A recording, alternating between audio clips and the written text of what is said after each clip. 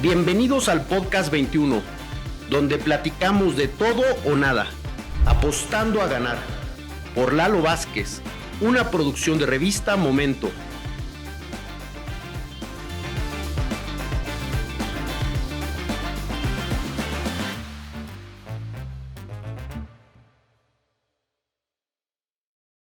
Hola, hola. Bueno, yo soy Lalo Vázquez. Bienvenidos a una transmisión más del Podcast 21.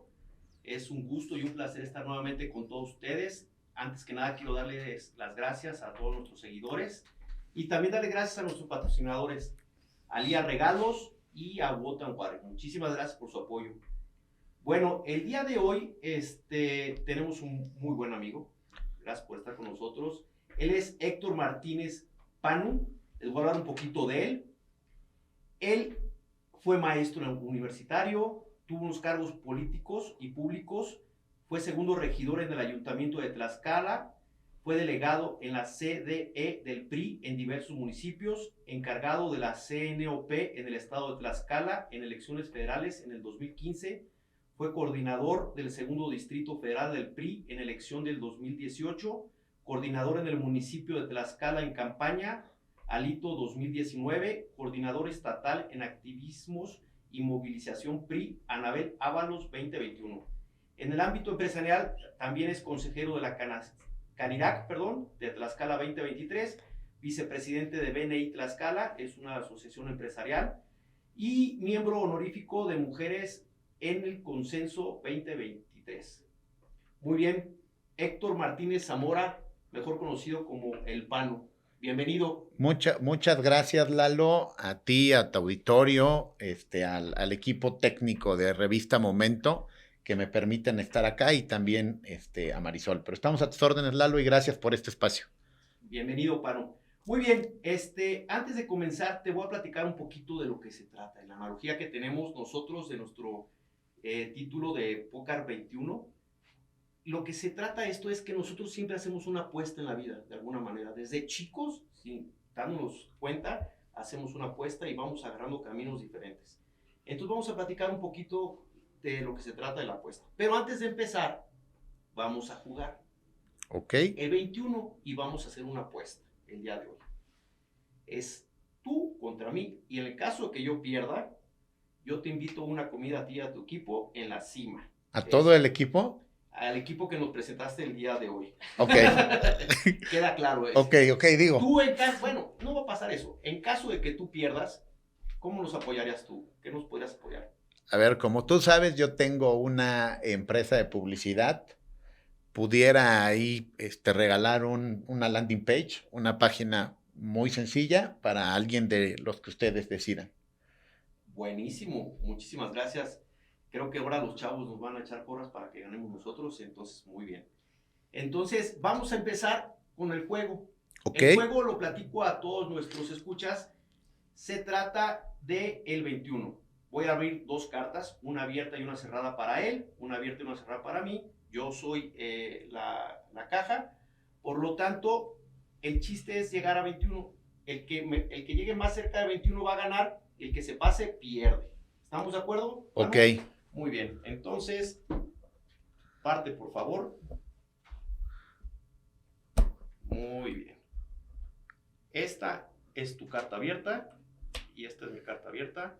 Esta es tu carta cerrada y esta es tu carta cerrada. Te voy a pedir por favor que las veas sin que me avises nada. Solo puedo ver la mía, ¿no? Sí, solamente puedes ver la tuya, si la puedes retirar. A mi equipo de producción se ve bien ahí las cartas. ¿Sí? Ok. El Panu tiene abierto un 8. Sí, es un 8. 8. Y yo tengo una cuina. Muy bien, Panu. ¿Qué crees que sigue? Nada. Vamos a platicar. Vamos a seguir con calmita. Ok. Nada más quería ver tu cara de nerviosismo y ya vi que viste a tu equipo de producción y creo que la página la tienes perdida. Pero bueno. Yo los vi comiendo en la cima. Muy bien, muy bien. Muy bien, Panu, pues bienvenido. Ok, vamos a empezar con esta analogía de la apuesta. Y viendo la analogía de la apuesta, vamos a empezar con una pregunta muy sencilla. ¿De dónde el Panu? El Panu nace hace 42 años, un 11 de septiembre, que yo veo la luz del mundo. Y entonces llega una hermana de mi mamá cuando yo nací y le dice que encontró en el santoral un santo que se llama San Pafnuncio. Entonces, en son de cotorreo, le dice a mi mamá, ay, tu hijo es Pafnuncio. Y de ahí empezó la broma, Pafnuncio, Pafnuncio, Paf, Panu, Panuncio, y se me quedó el Panu. Desde niño. Yo creo que habrá sido recién nacido, por lo que me dice una de mis tías, y desde ahí ha sido mi sobrenombre, me ha acompañado, y luego, como mi padre era mi homónimo, Héctor Martínez, y coincidíamos mucho, para la gente era muy sencillo decir Héctor Martínez y el Panu, y así yo fui generando una identidad propia. Sí, veo que te conocemos todos por el Pano, inclusive a veces por Héctor Martínez nos cuesta trabajo relacionarte. Muy bien, me gustaría también empezar con la parte de qué recuerdos, qué añoras de tu infancia, sobre todo en Tlaxcala, porque he visto yo varios videos tuyos que estás en el río, por ejemplo, porque tú eres tlaxcalteca totalmente. A ver, ¿no? yo llevo 42 años viviendo en Atempan, que es justo donde está el acueducto Los Arcos, y yo añoro mucho esa seguridad. Yo salía caminando de ahí de Atempan, de la casa de ustedes, y me iba caminando sobre el acueducto, cruzaba el acueducto y ahora lo que es casa de gobierno estaba abandonado, y lo que es el jardín botánico eran terrenos, pero ahí llegaban los manantiales de Tlatempa, y entonces se hacían unas pozas donde había peces. Y a mí me encantaba salirme caminando de la casa, me iba a las pozas, metía una bolsa con migajas de pan, sacaba los charales y me regresaba ahí mismo por el acueducto a la casa y los aventaba en la pileta. Mi abuela se enojaba mucho, decía, pues porque se terminaban muriendo todos los charales, pues no había corriente de agua y se morían. Pero ese tipo de cosas son las que añoro. Añoro un Tlaxcala donde podía salir, por ejemplo, en la López Mateos, que también vivía mi tía, la que me puso Pafnuncio, y yo podía salir a la calle a jugar en la avalancha, a dar vueltas en la López Mateos y no pasaba nada, ¿no? No estaba tu mamá nerviosa, ahora yo quiero que alguien pierda de vista a su hijo de 8 años en la colonia, eso no va a pasar. Entonces, creo que tenemos que recuperar esa esencia de ciudad en el caso de Tlaxcala, donde todos nos conocemos y donde todos nos cuidamos. Muy bien, también en ese tiempo, dentro de tu infancia y la añoranza, tu familia. Yo creo que yo te conozco y te reconozco mucho tu vida familiar. ¿Nos puedes platicar un poquito de tu familia? Sí, mi familia está formada, mi padre, que falleció hace un año, mi mamá, que siempre, mi mamá, por cierto, es de aquí, de Apizaco, pero cuando se casa con mi papá se van a vivir a Tlaxcala. Tengo 2 hermanas, Olimpia y Larisa, que son mayores que yo. A su vez tengo 6 sobrinos y después me caso con Elba. Elba la conozco en Puebla, pero es curioso, o sea, no la conozco en Puebla, la conozco acá muy cerca en un pueblo que está delantito de Santa Anita, Huiloa, que se llama Tepoztla, que ya es de Yacumecan. Ahí la conozco.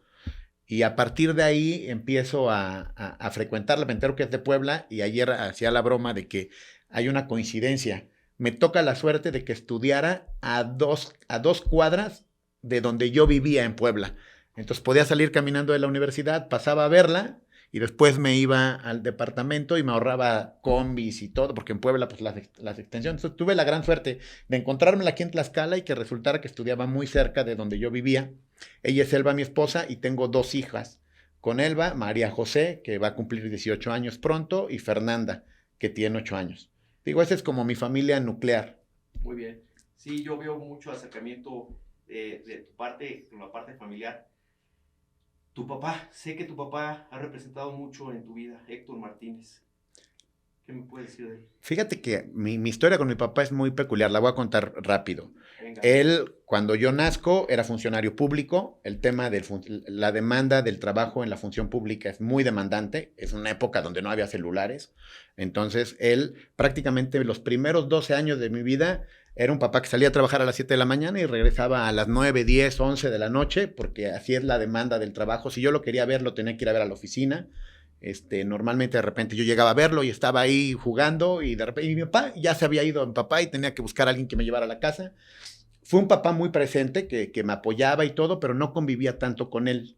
O sea, lo veía en los fines de semana. Es hasta que dejé el cargo público y cuando tenía 12 años, un día llega a la casa y él ya no era el funcionario público encumbrado y yo ya no era el hijo de funcionario público encumbrado, así poderlo decir. Entonces yo estaba barriendo el patio.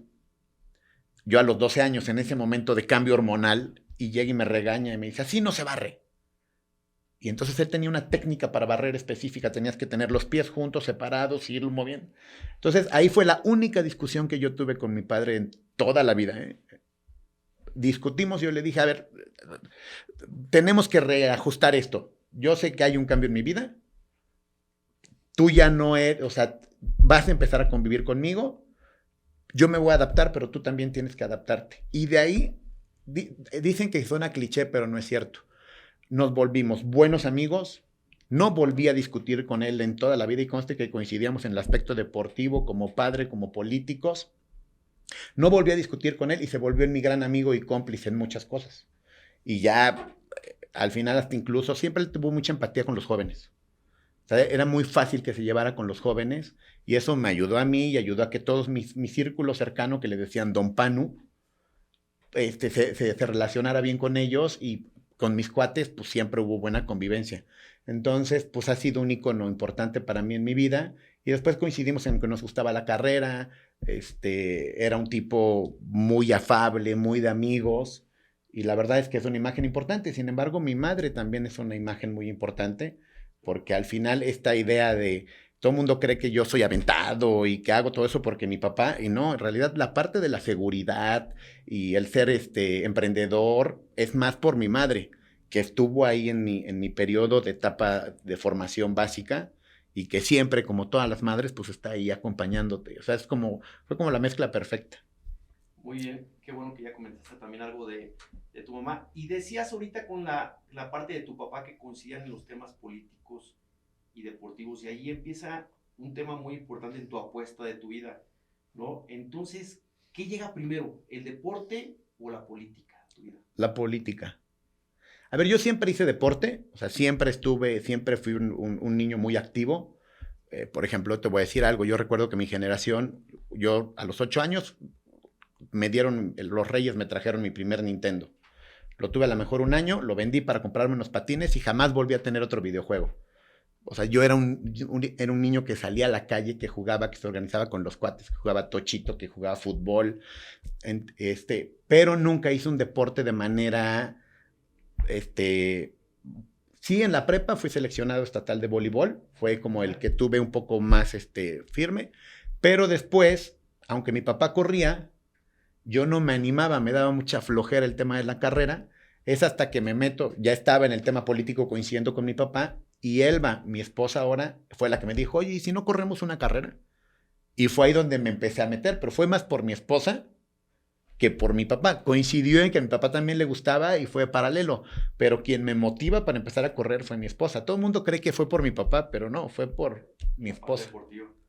Muy bien. Y ya que empieza primero la parte política, ahí lo traes en el ADN totalmente por parte de tu papá, la parte política, ¿no? Entiendes que la política es una forma de potenciar las cosas buenas. O sea, si tú, digo, entiendo que todo ser humano per se es bueno, ¿no? Y buscas proteger tu entorno cercano. Pero ¿qué te permite la política? Detonar que esos beneficios sean más grandes. Y siempre eres el chavo inquieto. Digo, yo sé que a lo mejor por mi papá, pero también sí es cierto que lo traes en el ADN, ¿no? Yo siempre busqué ser jefe de grupo. Si había algo, buscaba organizar la kermés, después el viaje escolar. Siempre estuve metido en temas más allá de mi zona de confort, de solo entregar buenas calificaciones y el estudio. Siempre estaba metido en alguna otra actividad que decidí adquirir una responsabilidad extra. Y la política al final es tener una responsabilidad extra. Y también vemos que te apasiona mucho la parte política y eso es muy padre. La verdad es que me apasiona porque es la forma de potenciar las cosas, o sea, de ayudarle a la gente y que las cosas buenas trasciendan más y ya es algo que repercute en todos. Digo, yo escogí el tema de la representación popular o un cargo público, pero se puede hacer política desde un grupo empresarial donde nos conocimos. Al final es un tema político, a lo mejor no electoral, pero lo es. Entonces, también he encontrado en las asociaciones civiles y las asociaciones empresariales la posibilidad de hacer política, no precisamente partidista. Sí, yo creo que es un nuevo mundo. Ahorita, antes la parte empresarial y la política estaban muy separados y ahorita sí hay mucha alianza, hay un tema muy importante porque también eres eres empresario, que es la parte donde nosotros te conocimos. Pues yo creo que siempre han estado unidos, pero nunca lo habíamos percibido como ahora. Okay. O sea, ahora estamos más conscientes. Digo, la llegada del Internet ha hecho que la información se democratice y eso permite pues, que también el sector empresarial entienda por qué de repente bajan las ventas, ¿no? Antes a lo mejor no lo percibías. O sea, lo percibías, pero no sabías por qué y ahora sí estamos más enterados. Muy bien. Ok, dentro de todo lo que hemos platicado más o menos, es un tema donde ya apostaste. En algunas cosas te fue bien, en otras fue mejor. Y ahora viene una nueva apuesta a tu vida. Esa nueva apuesta es un proyecto político que tú tienes. ¿Nos puedes hablar de ese proyecto político que tienes? Claro, estamos en este proceso que en el tema electoral es como el limbo. O sea, no eres precandidato, pero tampoco eres candidato. A mí, en este momento, yo estoy en el plano del Distrito 7 local, que el cargo al que estoy aspirando es ser diputado local por el 7º distrito, que es la capital, bueno, que es el municipio de Tlaxcala, sus 11 comunidades y sus 7 colonias. Es uno de los 15 diputados que hay que se eligen por mayoría para el Congreso. Muy bien. Es el centro de Tlaxcala prácticamente. ¿Nos puedes hablar de dónde está localizado el distrito? Pues el distrito es el municipio de Tlaxcala, que tiene como, básicamente que son 11 comunidades: Acuitlapilco, Cuautelulpan, Metepec, Tepeite, Cocotlán, Chimalpa, Atempan, Tizatlán, en colonias López Mateo, San Isidro, Tlapancalco, Loma Bonita. Esa es la parte de Tlaxcala que incluye el 7º distrito. Muy bien. Dentro de este proyecto político, yo creo que tienes algunos diferenciadores. ¿Me puedes hablar de uno o dos diferenciadores que tienes, de algún sueño que tienes de verlo, algún deseo que tienes de ver a tu municipio? A ver, yo recuerdo cuando Tlaxcala era ejemplo de limpieza, de seguridad, y eso se ha perdido. En Tlaxcala ahora tú vas y ves la calle sucia, no te sientes seguro. Y antes eso si tú hablabas del municipio de Tlaxcala, hablabas de que era un municipio limpio. Creo que eso es mucho falta de voluntad política. Pero el tema de la seguridad también es un tema pues, de recursos. Entonces, la política es una manera de potenciar esta intención. Digo, puedes hacer incluso acciones de la sociedad civil que te permitan hacer un entorno más seguro, pero creo que esas son de las cosas esenciales. Y la otra, Lalo, recuperar la calidad humana en el servicio.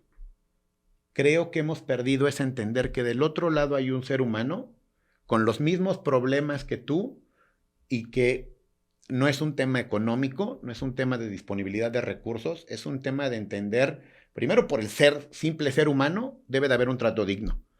Pero además, si eres servidor público, cuando tú aceptas ese espacio, debe de ser ahora ya, incluso por obligación, que ese trato hacia la persona sea un trato digno. Yo lo pasé apenas, muchos lo saben, mi padre murió hace un año, murió por cáncer de pulmón, visitamos todos los hospitales que te puedes imaginar, porque ahí hubo un tema familiar donde también mi hermana y mi mamá estaban enfermas, y llegar a un lugar donde vas con un gran problema, pero la gente que te trata no tiene la varita mágica para solucionarte el problema, pero te trata con dignidad, te trata con calidez humana, te trata como ser humano, no como un usuario, sino como persona, cambia el entorno. Ni le quitaron el cáncer a mi papá, ni nos dieron la medicina mágica, ni tenían medicamentos, eso también es cierto, pero el trato humano y la calidez hace que vivas el problema de manera diferente.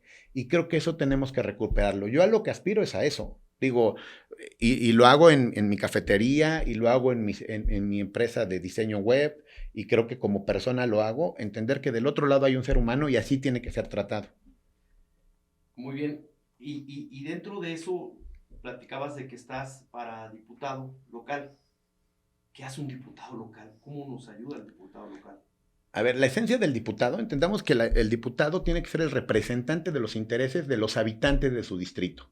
Esa es la función de un diputado. O sea, no es, o sea, no, hace leyes, sí, porque se supone que las leyes están consensadas con los habitantes y con los intereses de los habitantes del municipio. Esa es la esencia de un diputado, por eso hay una circunscripción.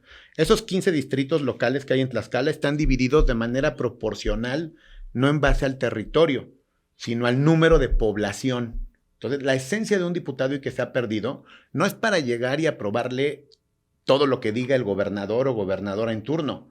Es para decir, a ver, lo que le interesa a mi municipio es esto. Cosas concretas. El gasto público. Tienen la autoridad de decir, en consenso con los otros 25 diputados, tienen la autoridad de decir en qué se gasta y en qué no se gasta el dinero. Por ejemplo, puede decir, yo no quiero que se realice un evento deportivo si nos hacen falta patrullas y entonces quiero que el recurso se utilice para seguridad. Esa es una prioridad. ¿Cuidas y gestionas nuestro...? Además de que apruebas los presupuestos, también apruebas las leyes. Por ejemplo, cuando tú vas a hacer un trámite al municipio y te dicen, es que la ley dice que debes de renovar y refrendar el uso de suelo cada 6 meses. Esa ley la aprueba un diputado. Tienes que pagar, aunque seas el afectado en un choque, tienes que pagar corralón, eso lo aprueba el diputado. Ese tipo de cosas que es el día a día de nosotros, o por ejemplo, si quieres abrir un nuevo negocio, y que nos pasa porque en la Canirac, que es de quien formo parte, porque vendas un café con amaretto o una cerveza, necesitas una licencia de funcionamiento con venta de bebidas alcohólicas. Entonces, quien aprueba los tabuladores para el pago de estas licencias es el diputado. Los aprueba el Cabildo, los manda al Congreso, el Congreso los aprueba, los publica, entran en acción y es algo que nos afecta a todos de manera directa. Eso es lo que tenemos que hacer, llevar y además modernizar las leyes, porque las leyes que se crearon hace 25 años, pues por la misma evolución de la tecnología, de la población, pues tienen que ser renovadas y crear nuevas leyes. Por ejemplo, la ley Olimpia, ¿no? Que habla sobre la distribución de imágenes comprometedoras. Ya hay una ley. Eso no existía hace 20 años, ahora ya, entonces la ley se tiene que ir actualizando y es la chamba del diputado representar los intereses, hacer normas y la otra, la fiscalización. Si el presidente municipal no está haciendo las cosas bien, bueno, no, el diputado puede llamar al presidente municipal para que explique por qué los está haciendo y después aprobar la cuenta pública, ¿no? La revisión de la cuenta pública. Muy bien. Y dentro de esto, sabemos que ahorita está representando al PRI y al PAN. ¿Ha sido siempre del PRI? Sí, siempre he sido del PRI. Desde que me empecé a involucrar en el proceso político, creo que también tienes que ver el tema de ideales. No es el cargo público por el cargo público, sino tienes que tener una convicción. Yo entiendo que hay un segmento de la población que sí toma decisiones en base, pues, al tema laboral, ¿no? A las condiciones. A mí las circunstancias me han permitido, ya que mi ingreso principal siempre ha sido mi empresa, me permite, pues, decir, no, yo tengo unos ideales y creo que esta es la opción y esta es la opción que puede generar un equilibrio. Y a lo mejor de estar afiliado al PRI a los 20 años, ya llevaré 22 años, pero de trabajo activo, ya mucho en el proceso electoral. Tiene 15 años que he estado metido en el proceso electoral en el municipio, en todo el estado, pero sobre todo en el municipio de Tlaxcala. Muy bien, y dentro del PRI, yo creo que hay una especie de crisis en el PRI. ¿Tú cómo la ves o cómo la estás gestionando o cómo la puedes ver desde tu punto de vista? Claro que hay una crisis del PRI porque el PRI se crea y nace en el poder. Entonces es un partido que está acostumbrado a tomar decisiones y acciones ostentando el poder. Y ahora es un partido de oposición. Eso es uno. Segundo, es un partido, la ciudadanía tiene mucho más libertades ahora. Antes es un partido que se hizo por sectores. De hecho, su conformación tiene el sector obrero, el sector campesino, el sector popular, y estaba hecho por bloques. Antes tú hablabas con un líder sindical y dabas por hecho que te acompañaba toda la base. Eso ya no pasa. Ya evolucionó la ciudadanía, el voto es libre y secreto, y tú puedes hablar con el líder sindical, pero el afiliado toma su decisión de manera independiente en las urnas, ¿no? Porque el voto es libre y secreto. Y eso es bueno, y creo que el PRI le ha costado evolucionar en esta nueva dinámica. Pero también ya nos dimos cuenta que la política requiere profesionalización, no solo buenas intenciones. Y entonces muchos, en el caso concreto del municipio de Tlaxcala, ya se dieron cuenta qué pasa cuando le das la posibilidad y la autoridad a alguien que no tiene esa habilidad, ese trato social, esa base, esa alianza con la ciudadanía, porque ahora el ejercicio de gobierno no lo puedes hacer si no tienes una base social, porque ya no tenemos el ingreso petrolero, que antes sí se tuvo y podía compensar muchas de las necesidades de la ciudadanía sin que la ciudadanía se involucrara. Ahora tenemos que reconquistar a la ciudadanía para que se vuelva a involucrar y que las acciones de gobierno y las soluciones las hagamos juntos. El primero que tiene que cambiar es el funcionario público, pero también debe de haber un cambio en el ciudadano que se involucre más en el proceso. Yo creo que esa experiencia de estar tanto tiempo dentro de la parte del partido, ahora te toca hacer contraparte y entonces ya puedes ver, lo veías antes desde la casa y ahora lo estás viendo desde tu punto. No, porque yo me empiezo, te estoy hablando de hace 15 años.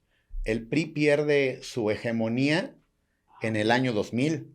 Okay. Y no te olvides que de los primeros estados en los que somos oposición, el PRI completa, es justo hace 15 años. Cuando yo entro al proceso político, el gobierno federal, el gobierno estatal eran de oposición, eran el PAN. Entonces yo no entro en el momento, en el PRI, en el momento en que era todo color. O sea, yo entré a trabajar en el PRI justo en un momento como este, donde éramos oposición y decían exactamente lo mismo.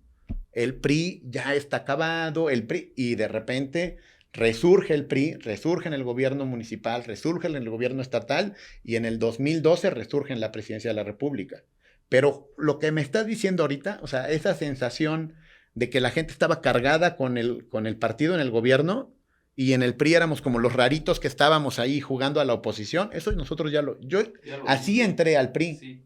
Bueno. Para mí no es un escenario, el escenario de luchar en oposición es mi escenario natural.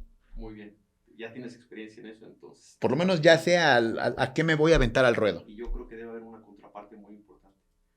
Muy bien, Panu, muy interesante todo lo que nos platicas, además estamos informando de temas que yo no conocía.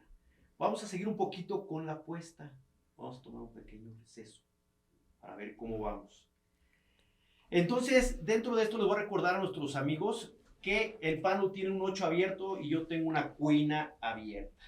Entonces, mi pregunta es, Panu, ¿quieres otra carta? Otra carta. Muy bien. Esta es tu otra carta. Te la puedo dar abierta o cerrada. Tú dime cómo quieres que te la dé. Si te la doy, te la voy a dar abierta. Está bien. La voy a dar abierta. ¿Sale? ¿Está bien? ¿Listo? Vas.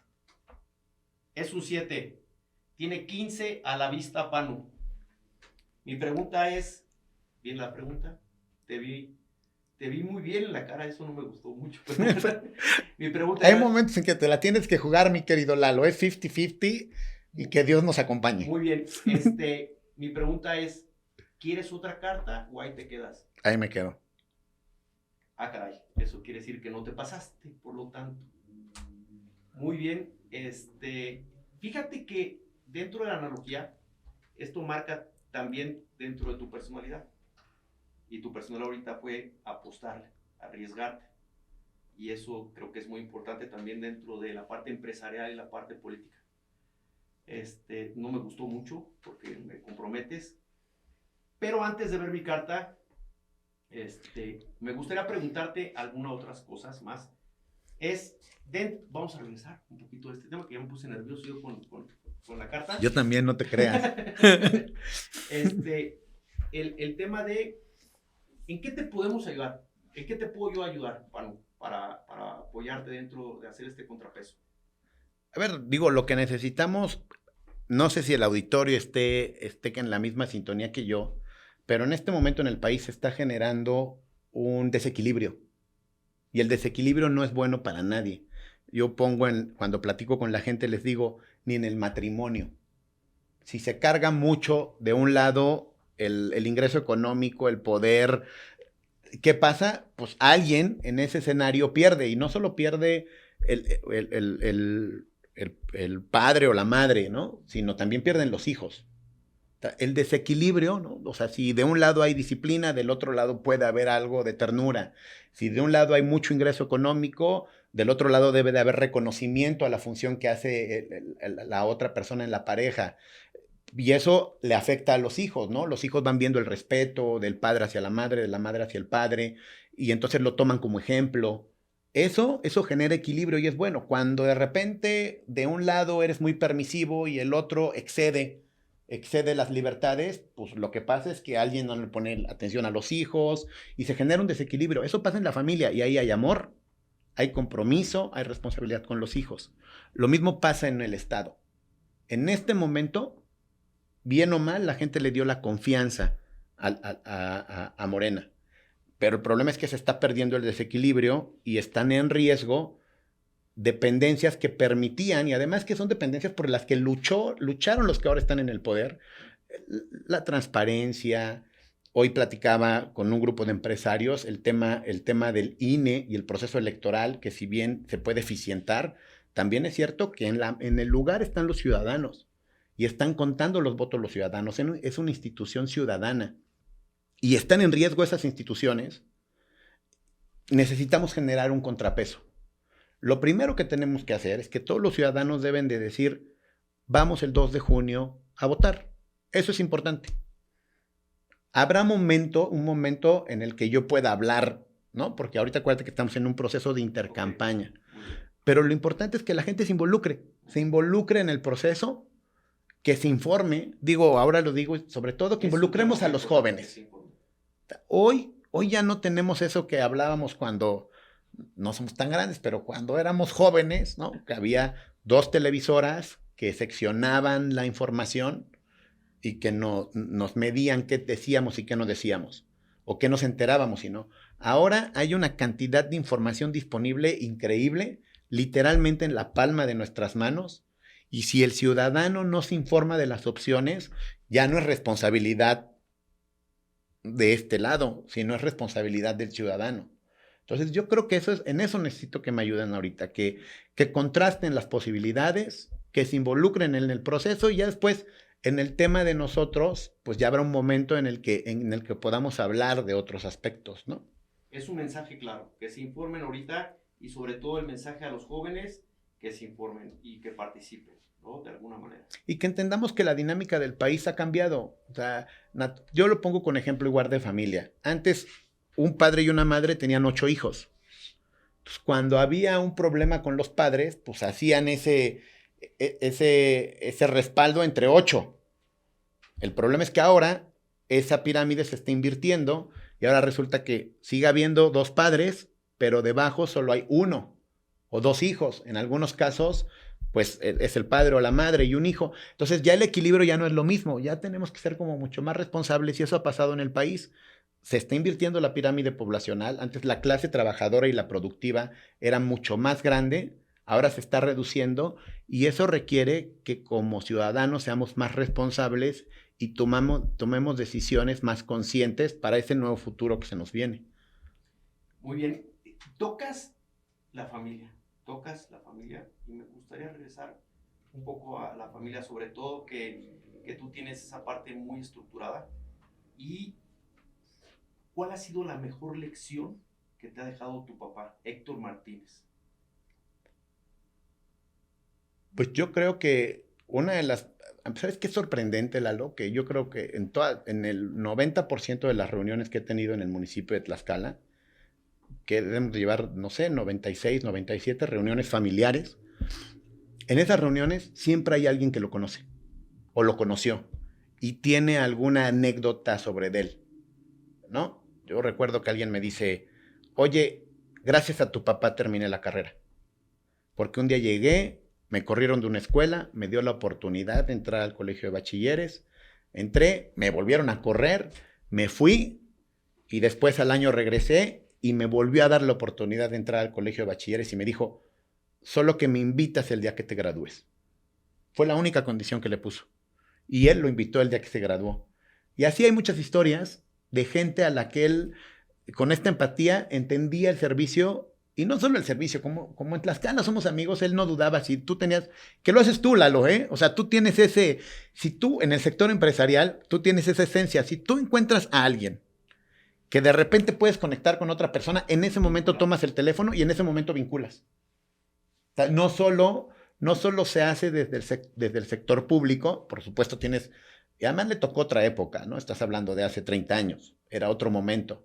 Pero justo esa, y tú lo tienes, o sea, si yo estoy seguro que si tú te sientas con alguien que necesita una página web, en ese momento me hablas por teléfono y me dices, oye, Panu, fíjate que acá tengo a un amigo que... Esa era la esencia y eso te permite hacer muy amigos. Por eso tú, Lalo, en este corto tiempo en Tlaxcala, has logrado expandir de manera tan grande tu círculo de influencia. Pues imagínate en el caso de mi padre durante 76 años, ¿no? Eso es un tema muy importante, el legado, ¿no? ¿Crees que estás siguiendo el legado de tu papá? Yo creo que es muy difícil que yo logre lo que él logró, pero por supuesto te traza una ruta muy clara.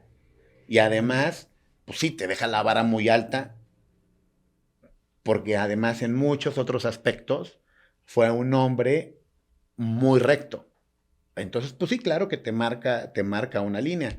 O sea, yo veía el cariño y el amor con el que trataba a mi madre y pues yo trato de hacer lo mismo con Elba, con mi esposa, ¿no? O la responsabilidad de mi... A ver, por ejemplo, yo viví algo que es muy complicado. Mi papá dejó de... Yo nunca vi a mi papá tomado. Mi papá dejó de tomar cuando yo tenía 1 año de edad.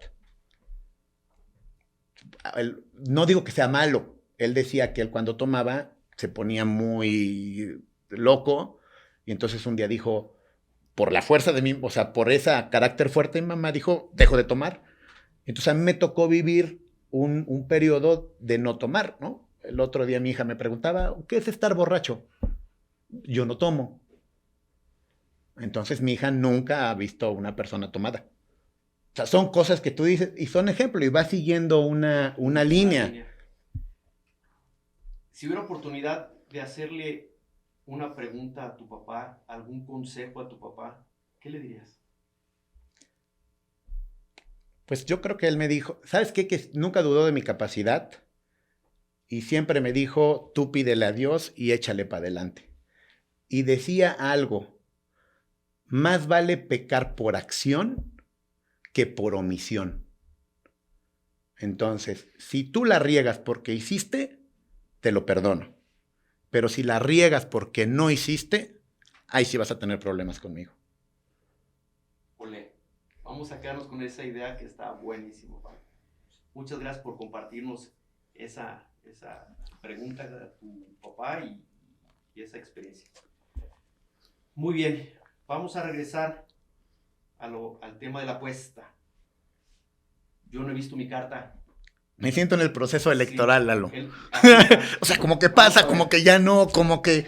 ¿no? Es para poner también a nuestro tema aquí, porque estoy nervioso, porque la verdad es que yo creo que tengo mi carta.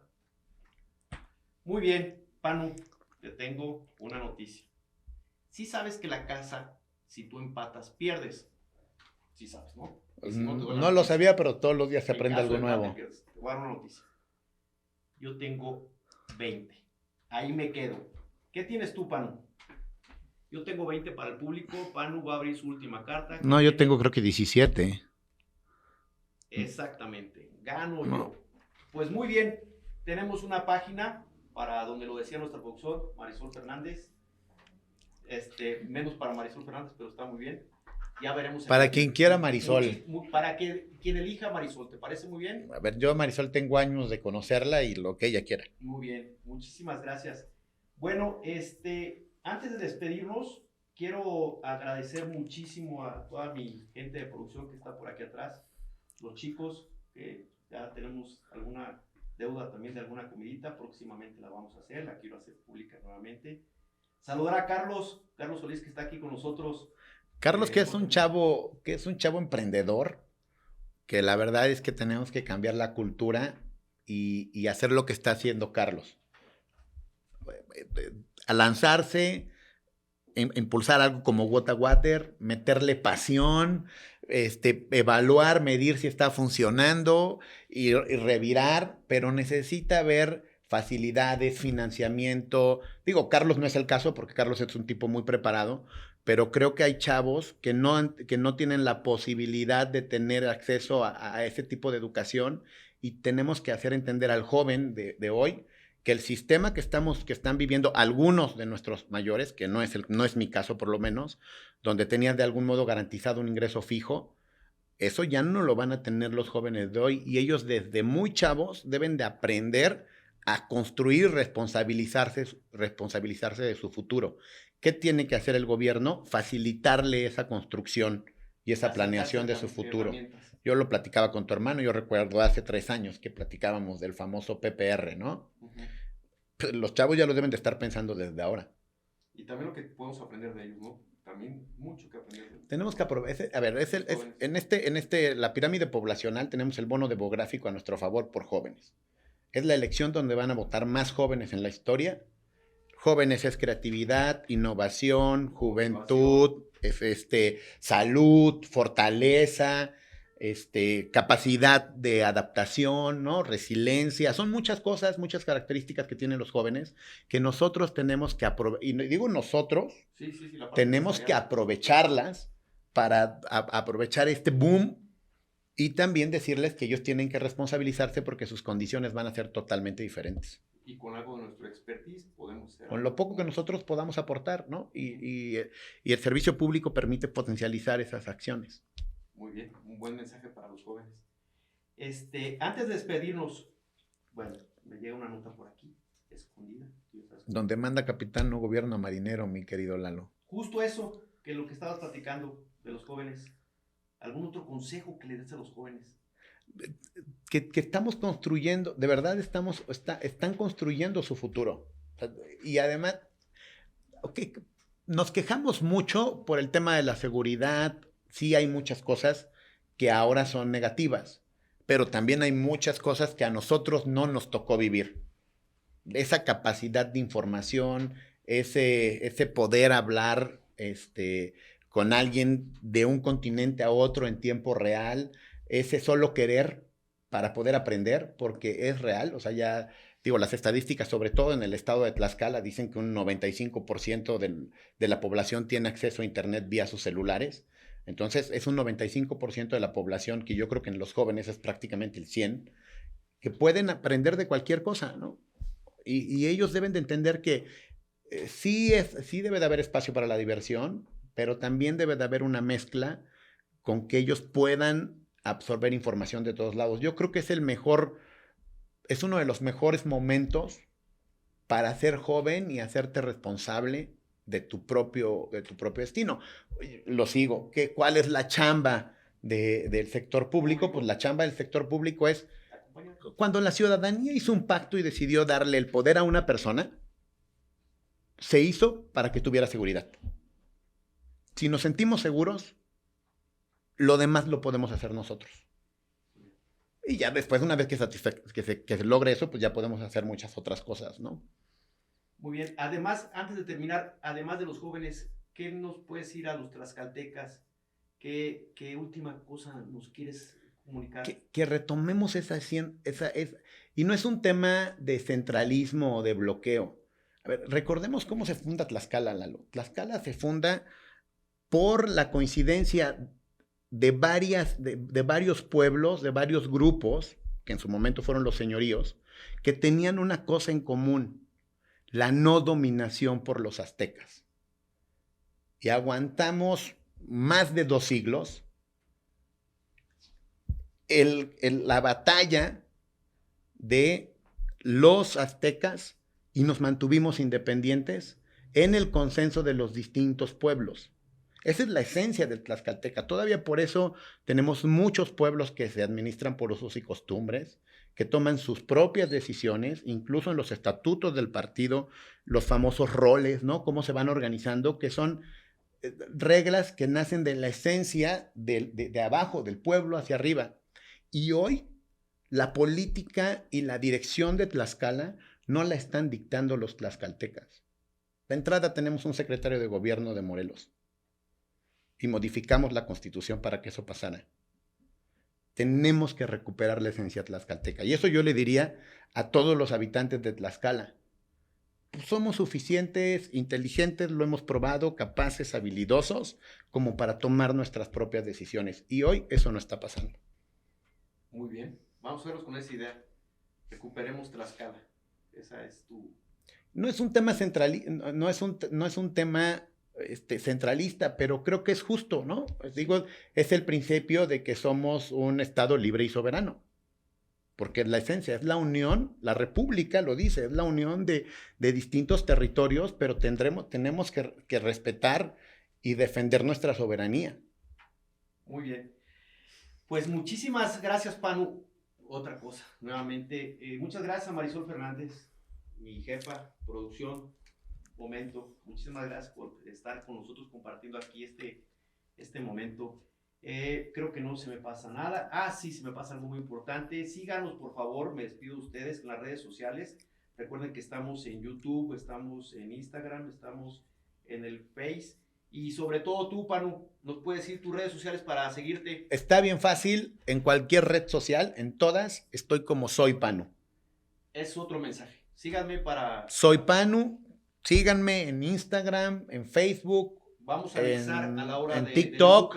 Pero porque es importante, ahí conocerán pues, qué es Panu, ¿no? O sea, el día a día y podemos comunicarnos ahí de manera muy rápida. Es la era de la comunicación, aprovechémosla.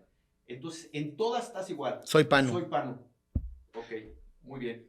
Pues muchísimas gracias, Panu. Muchas gracias otra vez a los chicos. Muchas gracias a todos nuestros escuchas. Y nos vemos para el próximo capítulo. Muchas gracias también a nuestros patrocinadores. Gracias. Muchas gracias, Panu. No, pues gracias al equipo, que además es un equipo joven, ¿eh? La verdad, el equipo. Es un equipo joven, les agradezco mucho. Muy bien, muchísimas gracias, Panu. Gracias. ¿Todo o nada? Podcast 21, apostando a ganar, por Lalo Vázquez, una producción de revista Momento.